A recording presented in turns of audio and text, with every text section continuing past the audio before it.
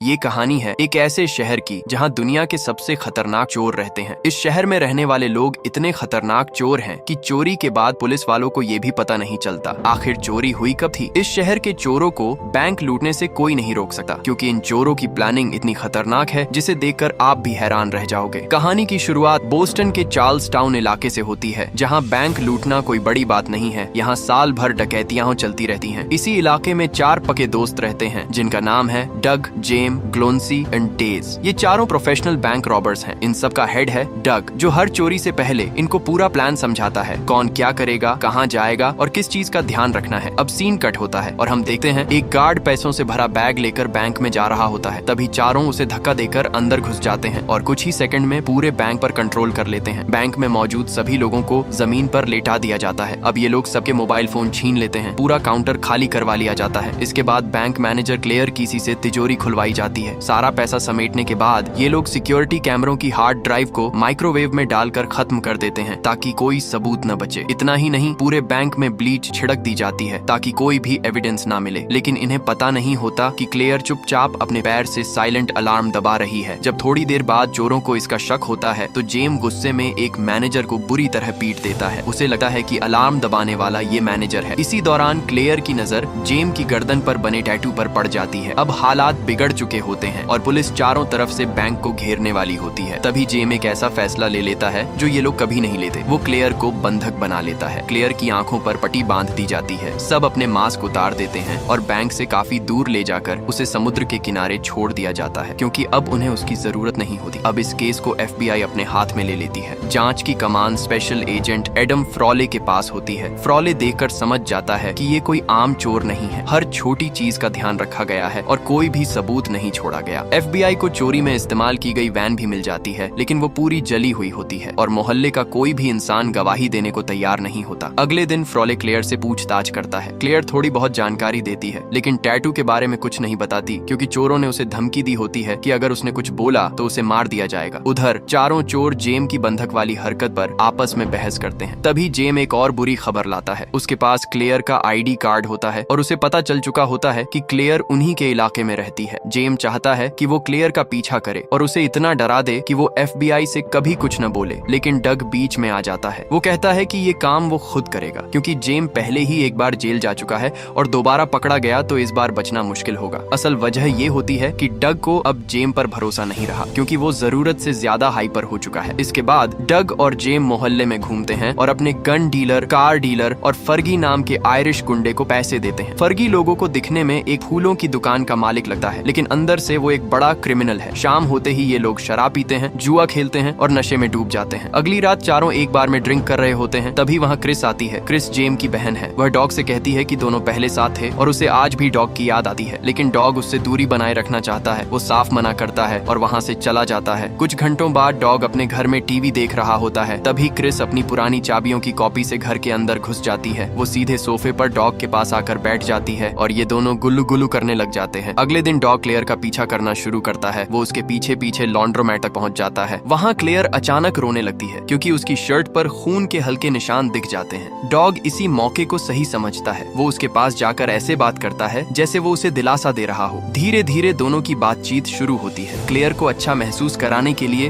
Dog उसे coffee के लिए बाहर ले जाता है। दोनों बातें करते हैं और एक दूसरे के और करीब आने लगते हैं लेकिन डॉग यहाँ भी झूठ बोलता है। वो क्लेयर को बताता है कि वो कंस्ट्रक्शन का काम करता है और उसके पिता शहर के बाहर रहते हैं लेकिन सच तो ये है उसके पिता जेल में है। इसके बाद डॉग उसे नाव की सवारी पर ले जाता है और कहता है कि ये उसके दोस्त की नाव है। ये सब झूठी बातें वो क्लेयर को अपने करीब लाने के लिए कर रहा है। जब क्लेयर चार्ल्स टाउन के बैंक लुटेरों के बारे में पूछती है तो डॉग बात को टाल देता है और कहता है कि ऐसी कहानियां बढ़ा चढ़ाकर बताई जाती हैं। अगले दिन डॉग जेम से मिलता है और उसे समझाता है कि क्लेयर पूरी तरह कंट्रोल में है और उसे मारने की कोई जरूरत नहीं है। उधर FBI एजेंट फ्रॉले एक अपराधी से पूछताछ करता है और उसकी पिटाई के बाद एक अहम सुराग हासिल करता है। उसे पता चलता है कि ये चोर आम लोगों की तरह ट्रक नहीं लूटते बल्कि उन्हें बॉक्स ट्रक चलाना आता है। ऐसा हुनर सिर्फ वेरिकॉम जैसी जगह पर काम करने से आता है। इसलिए फ्रॉले कंपनी के वर्क रिकॉर्ड और कर्मचारियों की प्रोफाइल चेक करवाना शुरू कर देता है। फ्रॉले क्लेयर से दोपहर के खाने पर भी मिलता है और उससे सवाल पूछता है। साथ ही उस पर लाइन मारने की कोशिश करता है लेकिन क्लेयर साफ कह देती है कि वो पहले से ही किसी के साथ है। इस बीच क्लेयर और डॉग एक दूसरे को डेट करने लगते हैं। हैं। डॉग इस बात को अपने ग्रुप से छिपा कर रखता है। जैसे जैसे दोनों करीब आते हैं वैसे वैसे एक दूसरे के बारे में ज्यादा बातें शेयर करने लगते हैं। क्लेयर डॉग को बताती है कि वो FBI के साथ काम कर रही है। डॉग सिर्फ जिज्ञासा दिखाते हुए पूछता है कि क्या FBI के पास कोई एविडेंस है। क्लेयर उस टैटू का भी जिक्र करती है जो उसने बैंक में देखा था, लेकिन वो कंफ्यूज होती है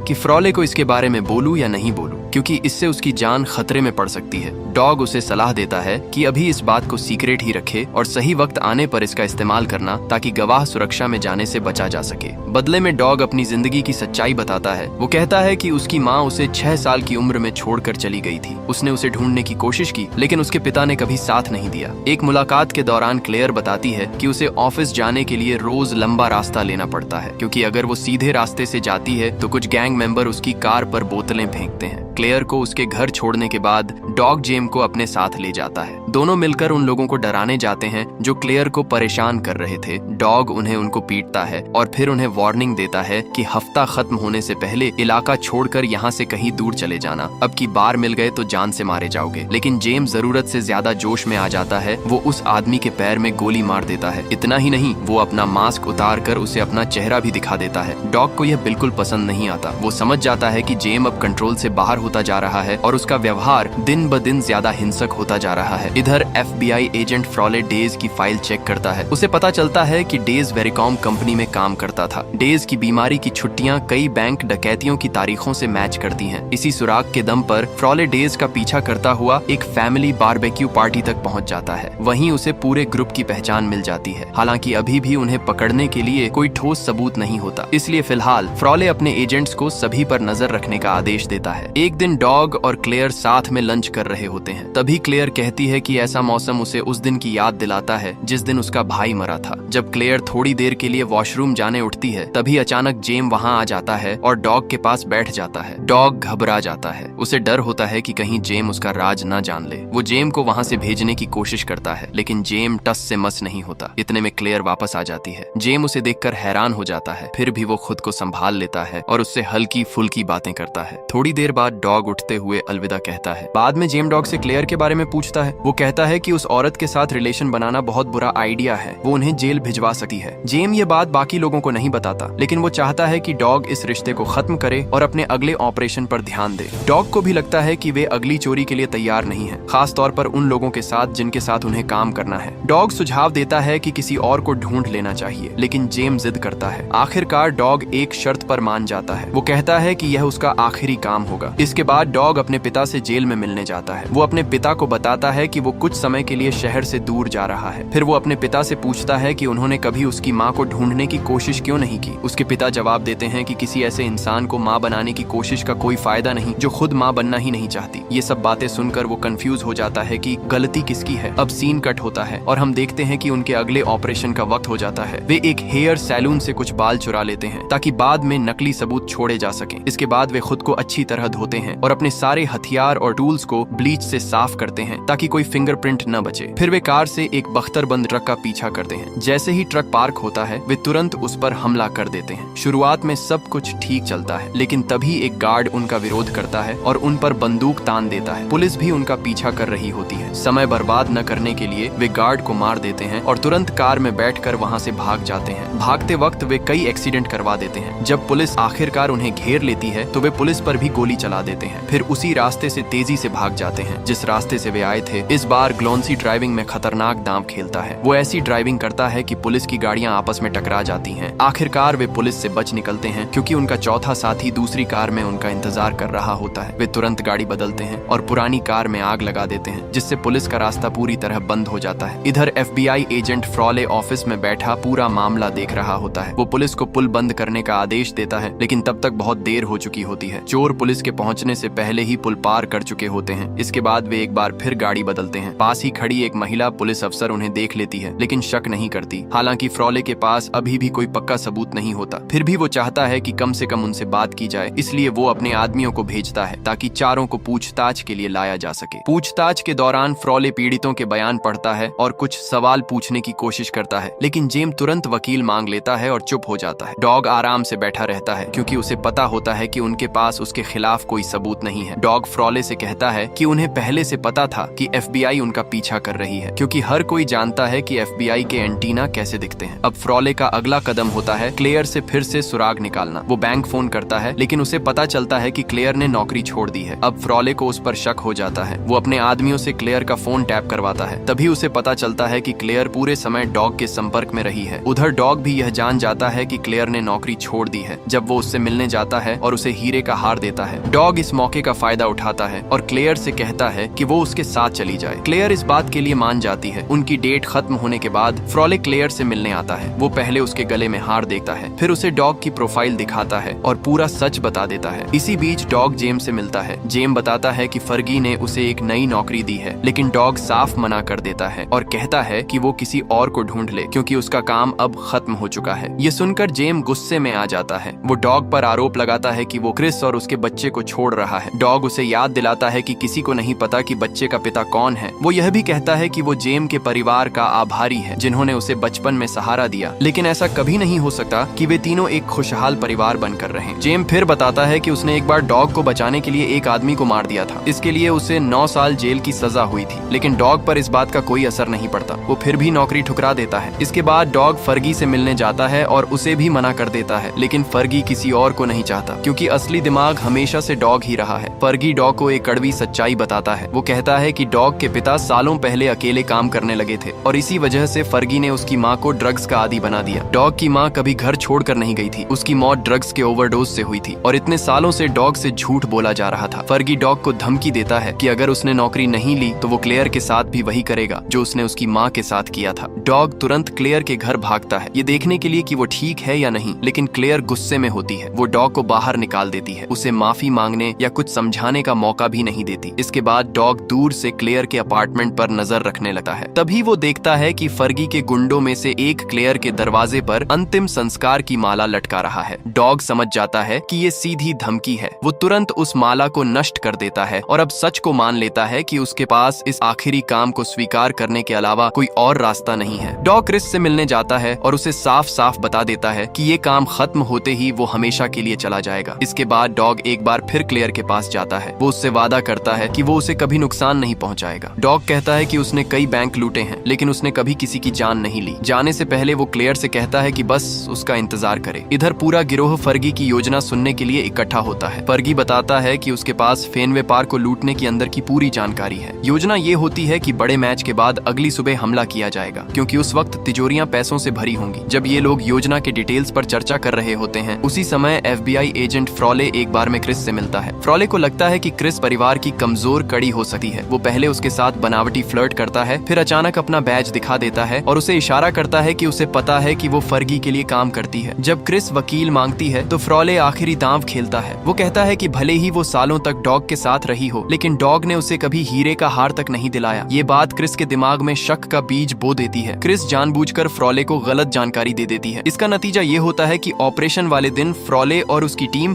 गलत ट्रक का पीछा करने लगती है। इधर क्रिस डॉग से मिलने जाती है और उसे कहती है कि वो उसे अपने साथ ले जाए। वो भी एक नई जिंदगी शुरू करना चाहती है, लेकिन डॉग साफ मना कर देता है। वो कहता है कि वो किसी और के साथ जा रहा है। ये सुनकर क्रिस पूरी तरह टूट जाती है। कुछ समय बाद वो नशे की हालत में गाड़ी चलाते हुए एक्सीडेंट कर बैठती है। फ्रॉले उसे अस्पताल में ढूंढ लेता है। वहाँ फ्रॉले उसे एक सौदा ऑफर करता है। वो कहता है कि अगर वो सच बता दे तो वो उसकी और उसके बच्चे की सुरक्षा करेगा। जिंदगी भर इस्तेमाल होने का एहसास आखिरकार क्रिस को तोड़ देता है और वो मान जाती है। वो फ्रॉले को फेनवे पार्क की पूरी जानकारी दे देती है। अब उधर डकैती का असली प्लान शुरू हो चुका होता है। डेज अपने इलेक्ट्रिशियन वाले हुनर का इस्तेमाल करके अलार्म और सिक्योरिटी कैमरे पूरी तरह बंद कर देता है। डॉग और जेम पुलिस की वर्दी पहनते हैं। फर्गी के एक कॉन्टैक्ट की मदद से दोनों स्टेडियम के अंदर पहुंच जाते हैं। वे कुछ कर्मचारियों और गार्ड्स के पास जाते हैं। शुरुआत में वो पुलिस वाला ड्रामा करते हैं, लेकिन जब बात नहीं बनती तो वो अपनी बंदूकें निकाल लेते हैं। सभी लोगों को जमीन पर लेटने के लिए मजबूर कर देते हैं और उन्हें बांध देते हैं। इसके बाद वे सीधे कैश रूम में पहुंचते हैं। वहाँ कर्मचारियों को धमकाते हैं कि दरवाजा खोलो और किसी को बुलाने की कोशिश मत करना। वो कहते हैं कि उनके घरों के बाहर आदमी खड़े हैं। अगर किसी ने भी कोई चाल चलने की कोशिश की तो उनकी पत्नियों को गोली मार दी जाएगी। डर के मारे उन्हें अंदर आने दिया जाता है। वे अपने बैगों में जितना पैसा भर सकते हैं उतना भर लेते हैं। इसके बाद वे पार्किंग लॉट की तरफ निकलते हैं। वहाँ ग्लोन्सी और डेजेक एम्बुलेंस के साथ उनका इंतजार कर रहे होते हैं। उधर FBI पहले से ही पूरे इलाके को घेर चुकी होती है, लेकिन जैसे ही जेम उन्हें चुके से अंदर घुसते हुए देखता है, वो बिना सोचे उन पर गोलियां चला देता है। अब हालात हालात पूरी तरह बिगड़ जाते हैं। चोरों और FBI एजेंटों के बीच जबरदस्त गोलीबारी शुरू हो जाती है। इसी दौरान ग्लोन्सी को गोली लग जाती है, लेकिन किस्मत से गोली उसकी मोटी जैकेट पर लगती है और वो बच जाता है। बाकी तीनों लगातार फायरिंग करते रहते हैं। इधर डेज चुपके से पीछे की तरफ जाता है और एक दरवाजा खोल देता है ताकि एजेंटों से भरी ट्रक को वहाँ से बाहर धकेला जा सके। दरवाजा बंद करने के बाद डॉग डेज से एक बात कहता है। वो उसे समझाता है कि बाकी सब के मुकाबले उसका कोई पुलिस रिकॉर्ड नहीं है। अगर वो अभी बाहर निकल जाए तो उसे सिर्फ 7 साल की सजा मिलेगी और कोई भी उसे इसके लिए दोषी नहीं ठहराएगा। लेकिन ये बात डेज को बहुत बुरी लगती है। उसे लगता है जैसे डॉग उसे कमजोर समझ रहा हो। वो गुस्से में डॉग को गालियां देता है और वहीं रुकने का फैसला करता है। तभी FBI खिड़कियों से कई स्टन ग्रेनेड्स अंदर फेंक देती है। तेज आवाज और रोशनी से चोरों के होश उड़ जाते हैं। मौका मिलते ही स्पेशल एजेंट अंदर घुसते हैं। जैसे ही डेज खड़ा होने की कोशिश करता है, एजेंट उसे गोली मार देते हैं। अब हालात और भी खतरनाक हो चुके होते हैं। तभी ग्लोन्सी एक बेहद रिस्की प्लान बनाता है। वो कहता है कि वो गाड़ी लेकर बाहर निकलेगा और FBI का पूरा ध्यान अपनी तरफ खींच लेगा। उसी दौरान डॉग और जेम पुलिस की वर्दी पहनकर शांति से वापस आ जाएंगे और सीधे मेन गेट से बाहर निकल जाएंगे, क्योंकि FBI पुलिस वालों को ढूंढ ही नहीं रही होगी। डॉग को ग्लोन्सी की जान की चिंता होती है। उसे डर लगता है कि बाहर निकलना बहुत खतरनाक है, लेकिन ग्लोन्सी पूरे कॉन्फिडेंस के साथ कहता है कि वो एक शानदार ड्राइवर है और उसे अच्छे से पता है कि मुश्किल हालात से कैसे बचा जाता है। एम्बुलेंस बिना किसी रुकावट के गली के नीचे तक पहुंचने में कामयाब हो जाती है, लेकिन जैसे ही FBI उसके पहियों पर गोलियां चलाती है, वो रोक नहीं पाती। तभी एक स्नाइपर अचानक ग्लोन्सी को सिर में गोली मार देता है और वह वहीं मर जाता है। जब FBI एम्बुलेंस की जांच करती है तो उन्हें लगता है कि सारे चोर वहीं होंगे, लेकिन डॉग और जेम सफलतापूर्वक पुलिस की वर्दी पहन लेते हैं और बाकी अधिकारियों के साथ शांति से भाग निकलते हैं। लेकिन ये चाल ज्यादा देर तक नहीं चलती। FBI को अंदर बंधे कर्मचारियों से जानकारी मिलती है कि उन पर पुलिस ने हमला किया था। फ्रॉले तुरंत संदिग्ध पुलिस अधिकारियों की तलाश शुरू कर देता है। थोड़ी देर बाद वो जेम को देखता है। एक बड़ा बैग कंधे पर लिए तेजी से भागते हुए फ्रॉले उसका पीछा करता है और एक पार्किंग स्थल तक पहुंच जाता है। जैसे ही फ्रॉले उसे उसके नाम से पुकारता है, जेम अचानक उस पर गोली चला देता है। जल्दी ही जेम खुद को FBI और पुलिस से घिरा हुआ पाता है। डॉग सड़क के दूसरी ओर सारा नजारा देख रहा होता है। फ्रॉले जेम के पैर में गोली मारने में कामयाब हो जाता है, जिससे जेम घायल हो जाता है। वो पास ही एक मेल बॉक्स के पीछे छिप जाता है, लेकिन तभी उसको एहसास होता है कि उसकी गोलियां खत्म हो गई हैं। जेल वापस जाने से इनकार करते हुए जेम अपने हाथों में बंदूकें लेकर बाहर निकलता है और खुदकुशी करने की कोशिश करता है, लेकिन पुलिस उसे मौके पर ही मार देती है। डॉग जेम के बलिदान को व्यर्थ नहीं जाने देता और जेम के शव की जांच में व्यस्त लोगों के बीच एक पुलिस कार चुराकर भाग निकलता है। वह सीधे फूलों की दुकान पहुंचता है और फर्गी और उसके गुंडों दोनों को मार देता है, लेकिन क्योंकि उसके ऊपर बुलेट प्रूफ जैकेट है, उसे कोई चोट नहीं लगती। इसके बाद डॉग अपने छिपाए हुए पैसे निकालता है और क्लेयर को फोन करता है, लेकिन क्लेयर का अपार्टमेंट FBI के लोग पूरी तरह मॉनिटर कर रहे होते हैं और वो डॉग की बात सुन रहे होते हैं। क्लेयर उसे अपने घर आने के लिए कहती है और कहती है कि वह अकेली है, लेकिन डॉग जानता है कि वह झूठ बोल रही है, क्योंकि वह पड़ोसी की बिल्डिंग से पूरे अपार्टमेंट पर नजर रख रहा है। फिर भी डॉग मान जाता है और क्लेयर को बताता है कि वह 1 घंटे में पिछले दरवाजे पर पहुंचेगा। दोबारा माफी मांगने के बाद क्लेयर धूप भरे दिनों का जिक्र करती है, जो डॉग के लिए एक सटल संकेत होता है कि सब कुछ एक जाल है और अब वह भी इसमें शामिल हो जाता है। जब FBI क्लेयर के साथ किसी ऐसे व्यक्ति का इंतजार कर रही होती है जो कभी नहीं आता, डॉग चालाकी से क्लेयर के बगीचे में कुछ पैसे छिपा देता है और फ्रॉले की कार पर एक नोट छोड़ देता है जिसमें वह उसका अपमान करता है। इसके बाद डॉग शहर छोड़ देता है और MBTA की वर्दी पहनकर ट्रेन से आसानी से निकल जाता है। फ्रॉले क्लेयर की धूप भरे दिनों वाली बात सुनकर शक करता है और सोचता है कि शायद उसे धोखा दिया गया है, लेकिन यह सब क्लेयर के लिए बहुत रहस्यमय होता है, इसीलिए वह इसे किसी भी बात के सबूत के तौर पर इस्तेमाल नहीं कर पाती और किसी भी संभावित आरोप से पूरी तरह मुक्त हो जाती है। कुछ दिनों बाद उसे वो पैसे मिलते हैं जो डॉग ने उसके लिए छोड़े थे। साथ में एक छोटा नोट भी होता है जिसमें लिखा था कि एक दिन वे फिर मिलेंगे। क्लेयर फैसला करती है कि वह उन पैसों को स्थानीय आइस हॉकी स्टेडियम के जीर्णोद्धार के लिए दान कर देगी, जहां डॉग कभी अपनी मां की याद में खेला करता था। और इसी के साथ ये कहानी यहीं पर खत्म हो जाती है।